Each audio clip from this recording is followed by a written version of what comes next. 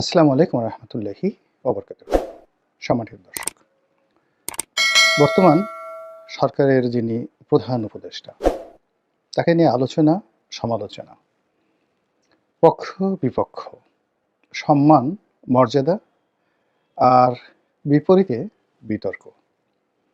কোনো অবস্থাতেই কোনো কিছু থামছে না।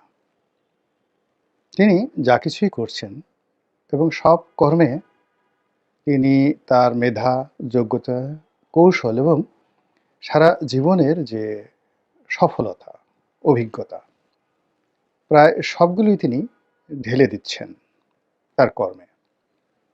কিন্তু কেন যেন বরকত হচ্ছে না। অথচ তিনি নিজে বা তার সঙ্গে যারা এসেছেন উপদেষ্টা মণ্ডলীতে, সরকার পরিচালনায় তার সহযোগী যারা হয়েছেন, এই বাংলার জমিনে তাদের সবারই রয়েছে সুদীর্ঘকালের সফলতার কাহিনী, তাদের ভালো মানুষ হওয়ার যে গল্প এবং তাদেরকে নিয়ে বিভিন্ন রকম কল্পকাহিনী, তারপরে ইতিবাচক অর্থেই মিথ অ্যান্ড ম্যাথোলজি এটা রয়েছে। তো সেই মানুষগুলো রাষ্ট্র ক্ষমতার সর্বোচ্চ পর্যায়ে পৌঁছে গেছেন এবং তার সঙ্গে জনগণের যে নিরঙ্কুশ সমর্থন,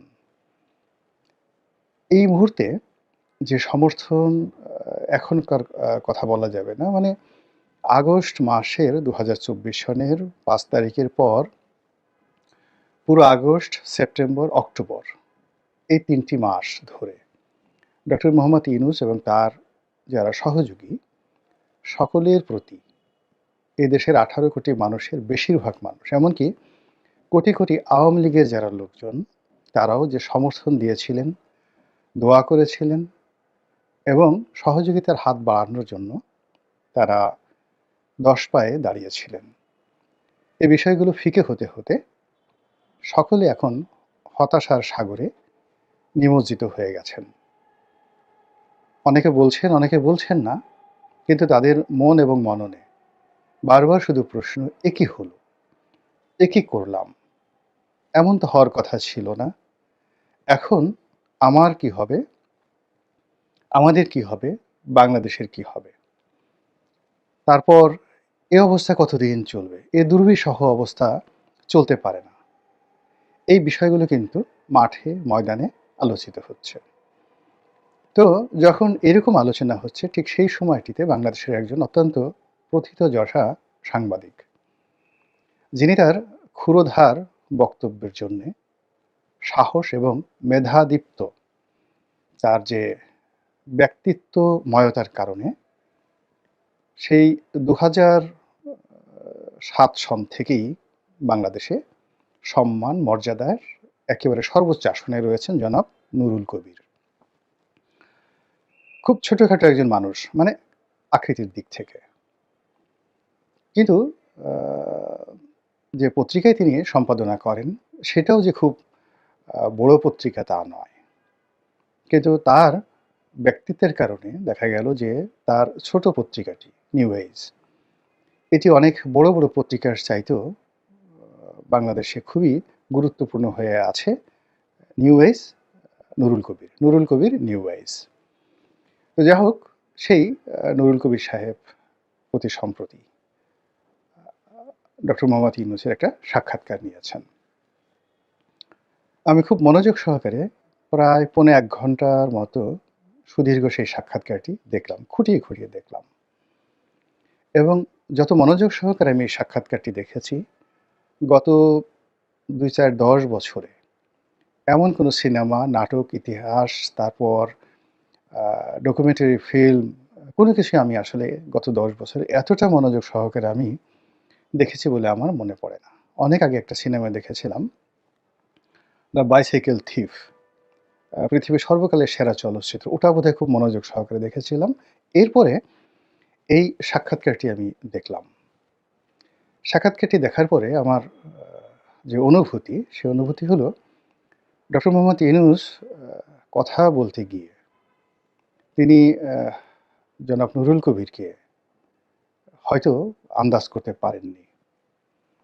বা তিনি সারা জীবন পৃথিবীর বড় বড় সংবাদপত্র, সাংবাদিক তাদেরকে যেভাবে মোকাবেলা করেছেন, কথাবার্তা বলেছেন, বাংলাদেশের প্রথম আলোর মতিউর রহমান, তারপর এরপর মাহফুজ আনাম, ডেইলি স্টার, ওনাদের মতো যারা বাংলাদেশে খুবই প্রথিতযশা এবং সাংবাদিক হিসেবে, সংবাদপত্রের সম্পাদক হিসেবে নুরুল কবির সাহেবের চাইতে অনেক অনেক যাকে বলা হয় আউটওয়ার্ডলি বেশ প্রভাবশালী।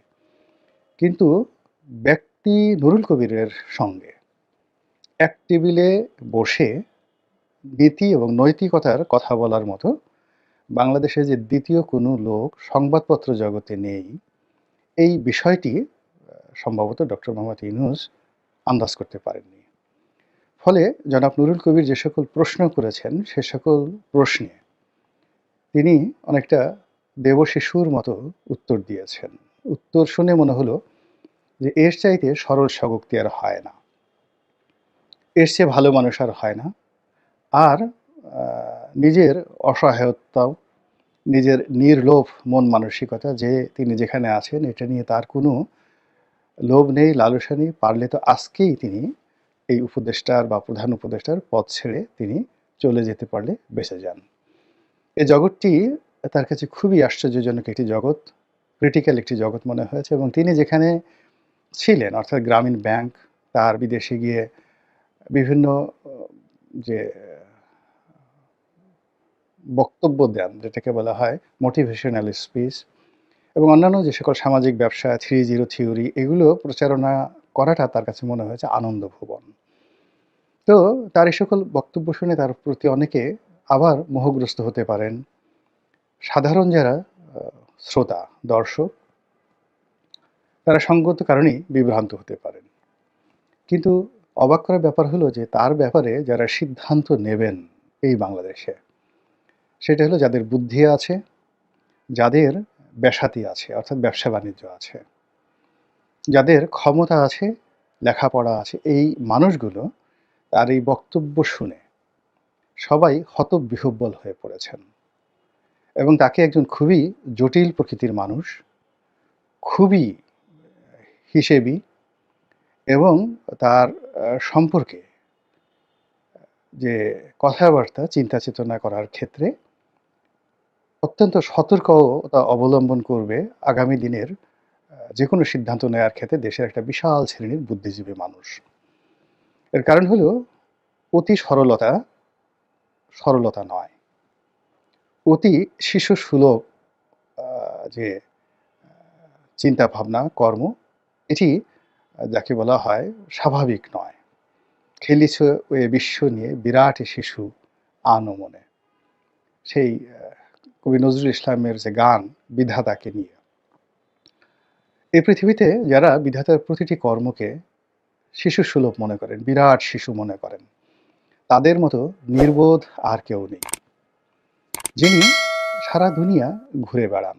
টেকনাফ থেকে তেঁতুলিয়া নয়, ঢাকা থেকে ওয়াশিংটন, ওয়াশিংটন থেকে প্যারিস, প্যারিস থেকে জোহান্সবার্গ, এবং সেখান থেকে দিল্লি, দিল্লি থেকে রিয়াদ, সমস্ত রাজপ্রাসাদ থেকে শুরু করে ওই সকল এলাকার যে সকল ফাইন্যান্সিয়াল ইনস্টিটিউশন এবং যত সব ধুরন্ধর ব্যবসায়ী রয়েছেন এবং যত সব ধুরন্ধর বুদ্ধিজীবী রয়েছেন, তাদের সকলের সঙ্গে যিনি এক টেবিলে বসে তাদেরকে মুগ্ধ করে এসেছেন, সকল ধুরন্ধর মানুষকে যিনি মুগ্ধ করে এসেছেন, সে মানুষটি জীবনের পরিণত বয়সে এসে তিনি যদি বলেন আমি রাজনীতি বুঝি না, প্রশাসন সম্পর্কে আমার কোনো অভিজ্ঞতা নেই, এরপর এখানে যারা রাজনীতিবিদ তাদের আচরণ তার কাছে খুবই আশ্চর্যজনক, তার সামনে এসে তারা মিষ্টি মধুর কথা বলেন এবং পেছনে গিয়ে কেন সব কিছু ভুলে যান, এই বিষয়গুলো তিনি যেভাবে ব্যাখ্যা করেছেন, এটি এত চমৎকারভাবে তিনি উপস্থাপন করেছেন, যেটি দেখে মনে হবে যে আমাদের পাক ভারত উপমহাদেশের যারা কিংবদন্তির অভিনেতা সঞ্জীব কুমারের অভিনয় দেখেছেন। দিলীপ কুমার রোমান্টিক নায়ক, কিন্তু অভিনয় যদি দেখেন তাহলে সেটা সঞ্জীব কুমারের অভিনয়, সেই অভিনয়কেও ছাড়িয়ে গেছে। কিন্তু সেই অভিনয়ে আমরা বিভ্রান্ত হয়েছি,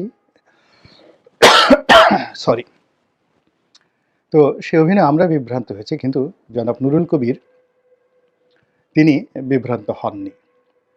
তার এ সকল অদ্ভুত জবাব শুনে, শিশুর মতো জবাব শুনে, ফেরেশতার মতো তার সততা দেখে মনে হয়েছে যে তিনি এতটা তড়িতাহত হয়েছেন জনাব নুরুল কবির, তিনি মুচকি, মুচকি হাসার চেষ্টা করেছেন অথচ তিনি হাসেননি। স্পষ্টতই সাক্ষাৎকারটি আমি মনে করব যে বাংলাদেশের যে টেলিভিশন সাক্ষাৎকার বা ভিডিও সাক্ষাৎকারের ক্ষেত্রে এটি একটি মাইলস্টোন। আমি টিম সেবাস্তিয়ান তার খুব বিখ্যাত সাক্ষাৎকারগুলো দেখেছি। খুব বিখ্যাত সাক্ষাৎকারগুলো দেখেছি। তো বাংলাদেশের প্রেক্ষাপটে এরকম একটি দুর্লভ সাক্ষাৎকার আমাদের সকলেরই বারবার দেখা উচিত। সেখানে নুরুল কবিরের বডি ল্যাঙ্গুয়েজ এবং জনাব ইউনূসের বডি ল্যাঙ্গুয়েজ, কথার টোন, উত্তর, কাউন্টার উত্তর সব মিলিয়ে তিনি ডক্টর মোহাম্মদ ইউনূস সাহেবকে শুধু বাংলাদেশ না, সারা দুনিয়ার কাছে যেভাবে তুলে ধরেছেন, it will B a good documentary film. এটা আগামী দিনে শুধু বর্তমান নয়, অনেকের জন্য এটা ডকুমেন্টারি ফিল্ম হিসেবে এটি চিহ্নিত হবে। এবং এ সকল যে ইন্টারভিউর কথাবার্তা, অর্থাৎ সেই অনুষ্ঠানে নুরুল কবিরের সঙ্গে যে কথাবার্তা হয়েছে, এগুলোর মাধ্যমে রাজনীতি, অর্থনীতি, ব্যক্তি এবং ব্যক্তির মন মানসিকতা, তার যে সাইকোলজিক্যাল মনস্তাত্ত্বিক যে বিষয়াদি রয়েছে, চিন্তা চেতনা রয়েছে এবং তার জীবনের যে জটিলতাগুলো রয়েছে এবং তার জীবনের অদ্ভুত সব সমীকরণ, যেটা হয়তো তিনি নিজেও কখনো কল্পনা করেননি, সেই কথাগুলো তার নিজের মুখ দিয়ে বের হয়ে এসেছে। জাস্ট কয়েকটা উদাহরণ দিই। তিনি বেশ চিন্তা ভাবনা করে বিগত ১-১১ সময় একটি রাজনৈতিক দল করেছিলেন। এবার তিনি এসে নিজের অজান্তে বলেছেন যে ওটা এমনি একটা ফালতু বিষয় ছিল, জাস্ট বন্ধুবান্ধব বলেছিল তাই করেছিলাম। অ্যাজ ইট ইজ ছেলে খেলার মতো ঘটনা। ভালো কথা। তারপর যখন নুরুল কবির জিজ্ঞাসা করলেন যে সেই সময়টিতে আপনার বন্ধুবান্ধব যারা আপনাকে বিশ্বাস করেছিলেন এবং আপনার ডাকে সাড়া দিয়েছিলেন, তাদেরকে মাঠে ফেলে আপনি তো চলে গিয়েছিলেন তখন, তো এখন এইবার তো আপনি সফল হয়েছেন, তো এই সফল অবস্থায় আপনার এই বন্ধুবান্ধব যারা ওই সময়টাতে বিক্ষুব্ধ হয়েছিলেন, তারা এখন কি খুব খুশি? তারা কি আসেন আপনার কাছে? তো নিজের অজান্তে এখানে তিনি পারেননি। তার যে হিউম্যান সাইকোলজি, তার জ্ঞান, তার গরিমা, তার কৌশল, তার বুদ্ধি, প্রজ্ঞা, মেধা সব কিছু এখানে এসে তার ভিতরের যে অন্তর্নিহিত ইঞ্জিনিয়ারিং রয়েছে, সেটি একেবারে খোলাসা হয়ে গেছে। তিনি বলে ফেলেছেন যে তারা কেউ এখন আমাকে সমর্থন করেন না, কেউ আসছেন না এবং কেউ আমাকে বিশ্বাস এখন করেন না এবং তারা মনে করেন যে আমি যে কোনো সময় আবার চলে যেতে পারি। কাজেই আবার আমার সঙ্গে সম্পৃক্ত হয়ে তারা নতুন করে বিপদে পড়তে চান না। তো এইভাবে সরকার নিয়ে, উপদেষ্টাদের সঙ্গে তার বিরোধ নিয়ে, তার সহমর্মিতা নিয়ে, তার কর্মকাণ্ড নিয়ে, নিজের সফলতা নিয়ে, সরকারের সফলতা নিয়ে, ভবিষ্যৎ নিয়ে তিনি যে সকল কথা বলেছেন, যদি মানুষের মাথায় ন্যূনতম বুদ্ধি থাকে, বোধ থাকে, তাহলে মনে হবে যে বাংলাদেশের সবচেয়ে গুরুত্বপূর্ণ চেয়ারটিতে যে মানুষটিকে বসিয়ে রাখা হয়েছে, এটি এ জাতির সর্বকালের একেবারে নিকৃষ্ট একটি সিদ্ধান্ত। দ্বিতীয়ত, ওই চেয়ারে তিনি যতদিন থাকবেন ততদিন এ জাতি সবচেয়ে একটি ভয়ঙ্কর সময় পার করবে। ধরুন একটা ট্রেন, যিনি ট্রেনটা চালাতে পারেন না, তার হাতে ট্রেনের স্টিয়ারিংটা দিয়ে যদি সেই ট্রেনের যাত্রীরা বসে থাকে, হাজার হাজার যাত্রী বসে থাকে, তাহলে সেই ট্রেনের যে অবস্থা হয় তার চেয়ে কোটি কোটি গুণ ভয়ঙ্কর অবস্থা হয় জাতির যিনি রক্ষক, জাতির যিনি পরিচালক, জাতির যিনি নেতা, যিনি এই দেশ পরিচালনা করবেন, সেই পরিচালকের চেয়ারে যদি এরকম একজন দেবশিশু, এরকম একজন ফেরেশতার মতো পবিত্র লোক বসে থাকেন এবং এইভাবে শিশুর মতো এবং ফেরেশতার মতো সহজ সরল কথাবার্তা বলেন, তাহলে আগামী দিনে কি ধরনের পরিণতি ডেকে আনতে পারে তার কিছু নমুনা গত ৪ মাসে আমরা পেয়েছি। আর তার কারণেই জনাব নুরুল কবিরের মতো মানুষ তিনি কখনই এই ধরনের জায়গায় যান না এবং এই ধরনের সাক্ষাৎকার উনি কখনোই নেননি। কোনো ক্ষমতাশালী লোকের সাথে উনাকে কখনো বৈঠকেও বসতে দেখা যায়নি। তো সেই কাজটি তিনি যখন করেছেন, তার মনে হয়েছে যে কিছু বিষয় আছে জাতির সামনে এখন তুলে ধরা উচিত। সেটাই তিনি করেছেন। আপনারা যারা এখনো আবেগে গদগদ হয়ে আছেন, তারা এই সাক্ষাৎকারটি দেখতে পারেন এবং বিশ্লেষণ করতে পারেন। আল্লাহ আমাদের সবাইকে হেদায়েত দান করুন এবং হেফাজত করুন। আসসালামু আলাইকুম ওয়া রাহমাতুল্লাহি ওয়া বারাকাতুহু।